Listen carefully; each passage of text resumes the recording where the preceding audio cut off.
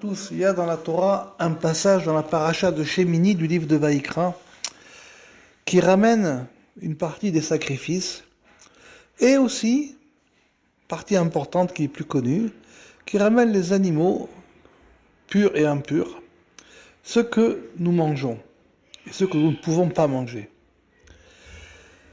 Sur ça, le Talmud pose une question, il dit quel rapport il y a entre les sacrifices et puis les animaux qui ne concernent finalement une alimentation plus qu'on peut manger à la maison et pas forcément au temple.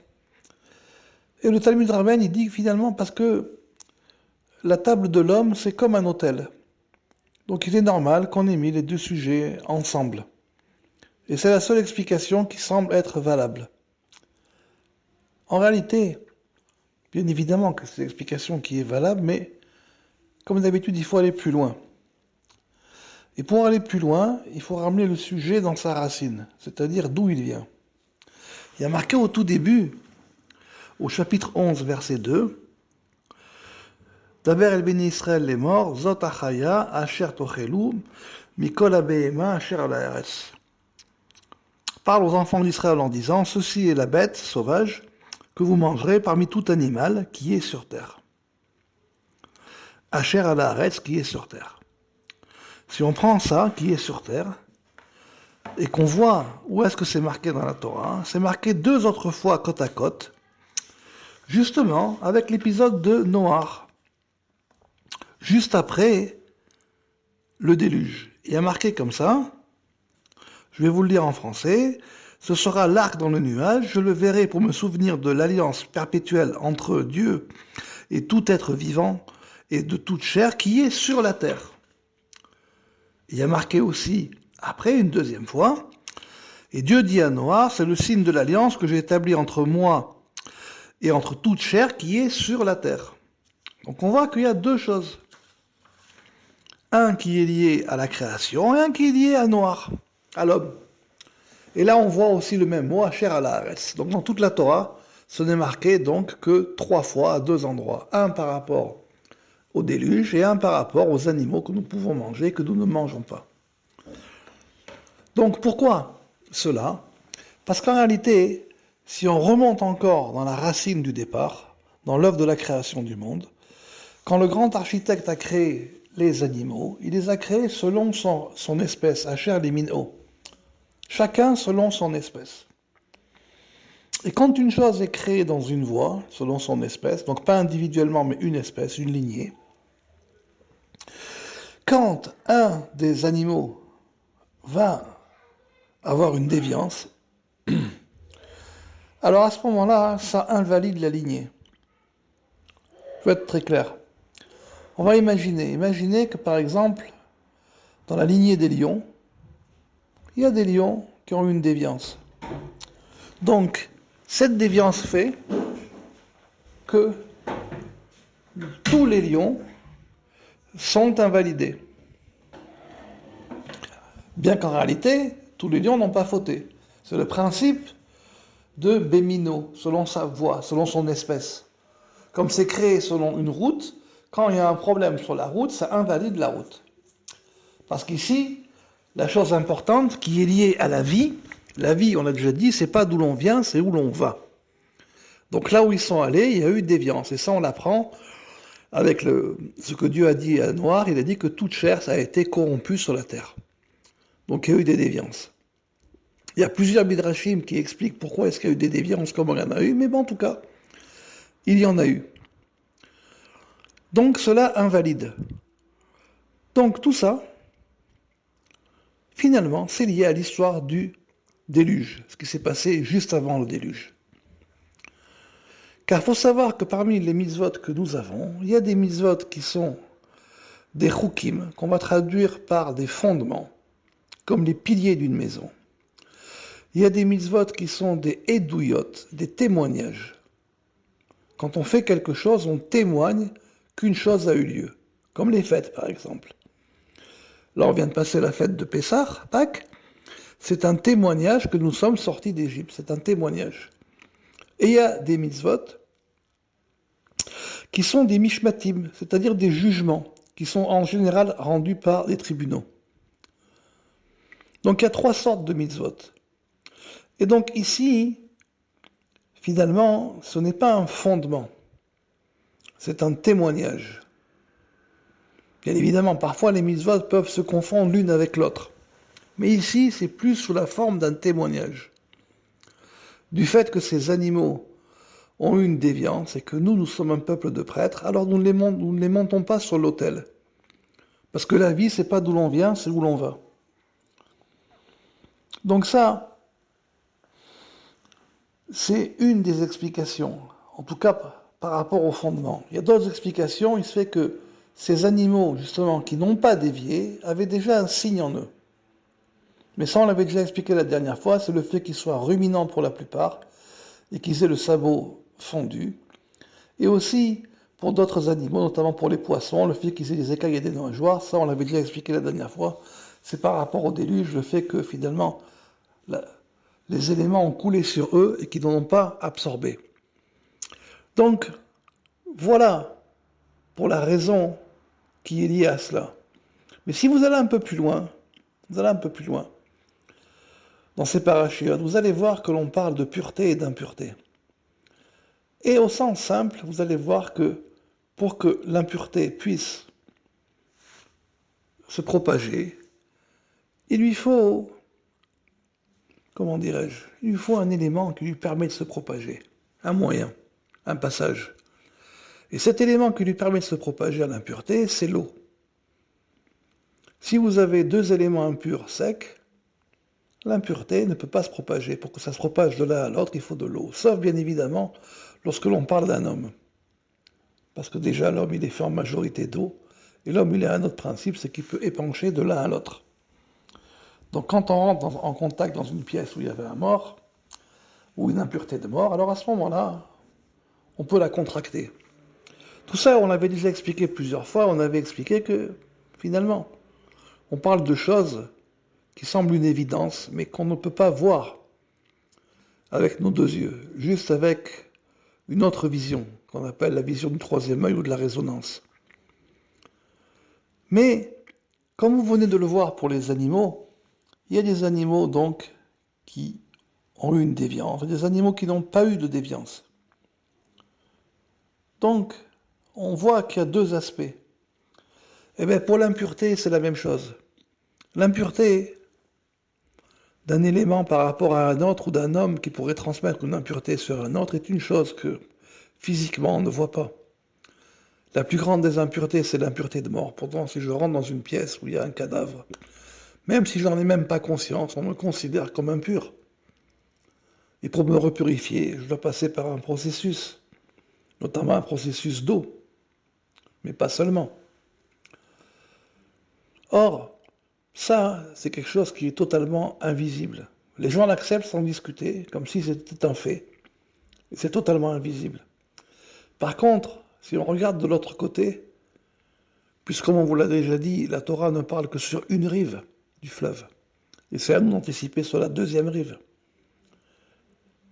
Tout ce qui peut recevoir l'impureté peut aussi épancher de la pureté, et même de la sainteté. Donc il y a des gens, de la même manière, en tout cas de la même manière qu'une personne peut rendre impur un autre pendant 7 jours, il y a des gens, quand vous les approchez, il y a quelque chose qui ressort d'eux et qui peut rejaillir sur vous. Et s'ils sont du bon côté, alors ils peuvent vous influencer. Vous donner une bonne, dans le sens où vous donnez une bonne, pas influencer, dans le sens d'influencer, vous aider de prendre votre libre arbitre, pas du tout, que Dieu préserve. Dans le sens de vous influencer comme de l'eau qui coulerait sur vous. Une forme de bénédiction, une forme d'éclairage. Parce que ça marche dans les deux sens. D'où la raison pour laquelle c'est bien d'aller voir les tzadikim physiquement. Je sais qu'aujourd'hui on vit un monde moderne, et parmi ce monde moderne, je suis aussi à l'intérieur, et je vous envoie des cours via WhatsApp, via YouTube, via Internet. Mais c'est bien de se déplacer. Parce qu'en se déplaçant, en allant voir les gens, il y a quelque chose qui se passe, qui ne peut pas se passer par l'enregistrement. La voix synthétique ne peut pas transmettre cela. C'est le fait de la présence. Et cette notion de présence, elle va tellement loin qu'il y a des gens qui ne parlent pas. On n'a pas besoin de parler. Comme vous le savez, moi je suis attaché au Rashash, Rav Shalom Sha'arabi. Le Rashash, quand il vivait, il n'a jamais donné un seul cours oral de sa vie. Jamais. Il n'a jamais donné un seul cours sur une seule paracha comme je viens de le faire. Un seul cours ne serait sur aucun sujet. Personne n'a entendu sa voix émettre des propos de Torah, à part Rabbi Chaim Dila Rosa, son ami.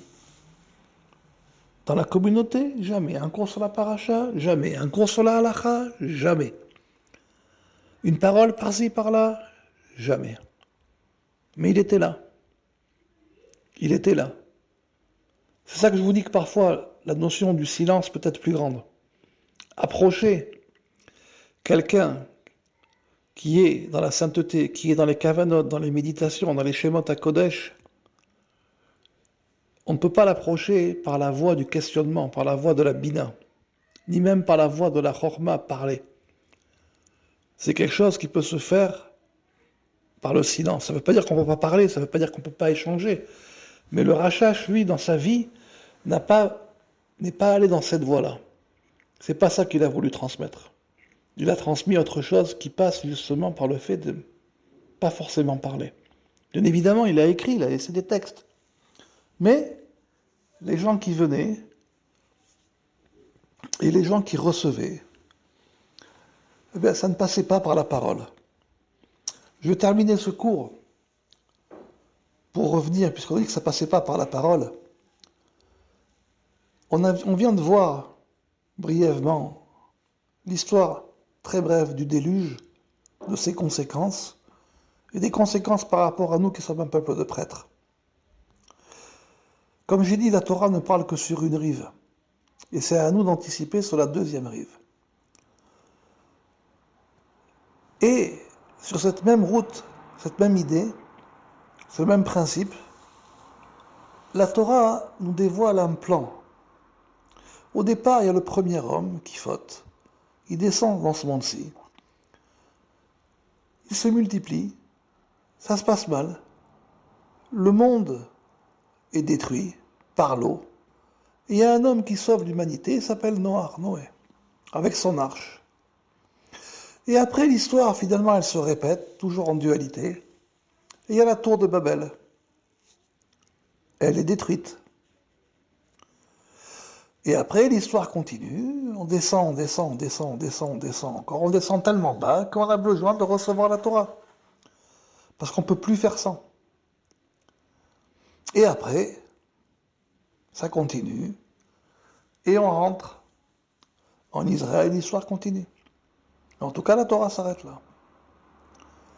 Il y a un plan dans lequel le temps descend, il se déploie. Il y a un temps dans lequel le temps, on remonte dans le temps, on fait un tour. Comme je vous ai envoyé dans les machalim, dans les paraboles, je dis si un homme s'est trompé de route, c'est pas grave parce que la terre est ronde. Le grand architecte, il avait déjà prévu ronde. Donc si au lieu d'aller au nord, on va au sud. Si on continue, il suffit simplement de ne pas s'arrêter, de continuer. C'est pas grave, on s'est trompé, mais on continue. Eh bien, si on continue, on finira par retourner au nord. Et pareil, si au lieu d'aller à l'est, on va à l'ouest, on retournera. Et si au lieu d'aller au nord, on va à l'est ou à l'ouest, à un moment, il faudra changer de direction, mais on pourra y retourner. C'est dû au fait que la Terre tourne et que la Terre est ronde. Simplement, la rencontre, le point de rencontre, ne se fera qu'à la fin, parce qu'on a allongé le temps. Il se fera qu'à la fin. Donc plus les choses durent, et parfois, et que les choses n'arrivent pas à se rencontrer, vous avez la réponse, c'est parce qu'il y a une erreur de route. C'est une chose qui se comprend de soi-même, mimélé, comme on dit en hébreu. Et donc le temps, on remonte le temps. On remonte le temps. Donc de la même manière qu'il y a eu une étape qui a détruit le monde et un homme qui l'a ressauvé avec son arche, il y a aussi une étape dans laquelle on abandonne ce monde et à travers l'eau et un passage, une arche, un bateau, on va vers autre chose. On va vers autre chose. C'est ça qu'on appelle que le Mashiach, le roi, doit revenir. Et c'est ça que je vous dis à chaque fois, que ce monde sera détruit, il faudra l'abandonner. Qu'est-ce qui sera détruit? Tout ce qui a été basé sur la dualité sera détruit. Et il faudra aussi préparer ce monde vers l'unité. Donc on remonte. Il y a eu les premières tables brisées, puis les deuxièmes tables. Ben là, il faudra faire l'inverse. Il faudra briser les deuxièmes tables pour réaccéder aux premières tables. Le temps remonte. C'est pour ça que la Torah, si vous regardez attentivement, ne vous parle pas finalement du Mashiach, de la revenue du roi, de manière directe. Pourquoi? Parce que dans le temps, on finira par remonter. C'est juste une question de temps. Pour aujourd'hui, c'était ce que certains ont appelé le Yom HaShoah, le jour de du souvenir des 6 millions qui sont morts pendant la Deuxième Guerre mondiale. Je vous ai déjà dit que ce jour en soi ne veut rien dire. Parce que normalement, ça aurait dû avoir lieu sur une date qui est déjà dans notre calendrier, mais il y a des gens qui se sont mêlés de la discussion. Et comme c'est toute une discussion d'un vote à la majorité, donc c'est la majorité qui l'a emporté. Ils ont choisi cette date pour diverses raisons, mais ce n'est pas une date qui est liée à notre calendrier. Mais peu importe. Cette notion des 6 millions qui sont décédés, bien évidemment que le fait qu'il y ait eu chez nous une discussion pour savoir est-ce qu'on doit commémorer ces gens qui sont décédés, bien évidemment que la réponse, elle est oui. La réponse est oui. Mais en réalité, si on commémore cela, il faudrait aussi commémorer tous ceux qui sont morts pendant les Inquisitions, qui a duré bien plus longtemps en temps que la Shoah. Et à l'époque, il n'y avait pas de compte, donc c'était très difficile à savoir combien sont partis. Très difficile. Donc, pas évident de pouvoir décréter une date. Néanmoins, il est évident qu'une telle catastrophe, chez nous, sur un peuple que nous sommes, qui est très petit en nombre, qui a impacté finalement un tiers de notre population, bien évidemment, nous ne sommes pas les seuls à avoir subi une si grande catastrophe. Les Amérindiens en ont subi une aussi à peu près à la même hauteur, voire pire. Et aussi bien notre population, les Noirs avec l'esclavage, les bouddhistes, les Tibétains au Tibet avec l'invasion chinoise, et on pourrait faire une liste, et eux aussi ont perdu quasiment un tiers de leur population. Mais néanmoins, on en trouve un remède, une allusion dans la Torah. Quand Moïse, il est monté pour recevoir la Torah, après qu'on l'ait entendu du mont Sinaï, il est monté pour la recevoir. Et quand il est monté, les gens en bas ont fait une erreur de calcul. Ils pensaient qu'il allait revenir à une telle date, et finalement il est revenu un peu plus tard. La Torah elle a dit au Moshe Boshesh. Moshe il a traîné. Al-Tikre Boshesh, la Gemara elle dit, et la Bashesh. Ne dit pas qu'il a traîné, mais il dit dans le 6, c'est-à-dire dans la 6e heure du jour. Pourquoi? Parce que c'est une heure à laquelle où le soleil est au zénith. Donc justement, il n'y a pas d'ombre, comme on l'avait expliqué, que l'ombre amène un certain apaisement. Il n'y a pas d'ombre. En réalité, il ne faut pas dire Boshesh, elle a Beshesh. Ne dit pas dans le 6, mais vers la 6e heure, mais dans le 6. C'est une allusion aux 6 millions qui sont décédés. C'est une allusion. Donc on voit que, même dans la Torah,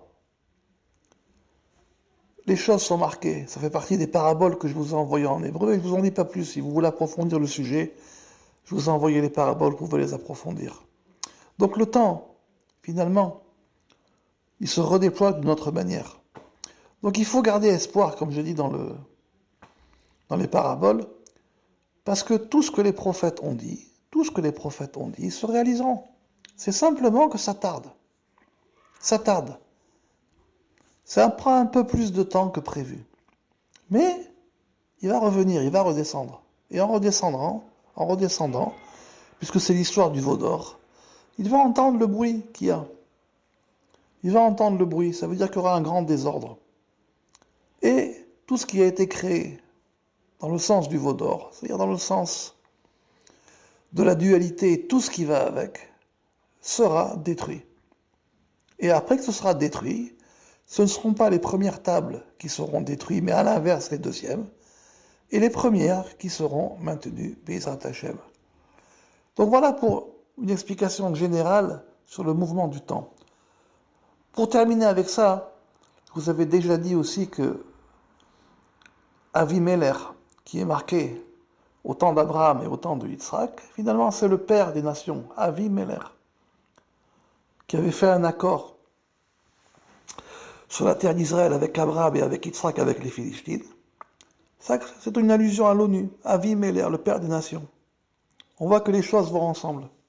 Donc on voit qu'il y a des éléments principaux qui font que le temps se tourne dans l'autre sens, exactement comme la Terre qui tourne. Et sur ces éléments principaux, il y a des éléments plus particuliers qui sont marqués dans la Torah. Donc il faut savoir prendre le temps de pouvoir les écouter. Voilà, bonne réflexion.